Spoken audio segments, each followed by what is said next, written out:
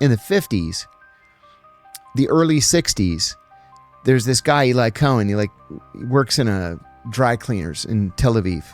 And he applies to Mossad because, it sounds exciting. And they're like, yeah, thanks. We don't have any openings for dry cleaning clerks. But he spoke absolutely perfect, accentless Arabic.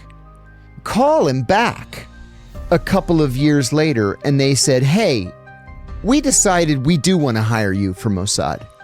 So they hire him, and they said, we want you to move to Syria. We're going to give you money, and we want you to wine and dine all the movers and shakers in Syria and secretly report back to us.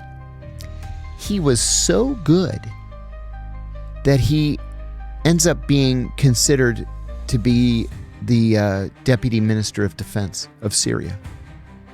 So the Russians, the KGB, said to the Syrians, there's something about this guy that's not right.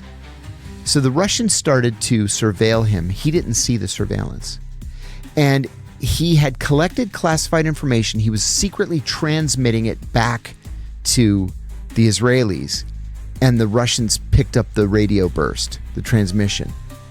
And so they were able to triangulate the source of the transmission, and his house was right in the center. And they got him, and they hung him in the main square in Damascus. He's a huge hero in Israel. There's schools and streets named after him and all kinds of stuff. He was going to be the Deputy Minister of Defense of Syria. He's a friggin' Israeli citizen and an Israeli Mossad spy. And then they did the same thing in Egypt around the time of the Suez Crisis.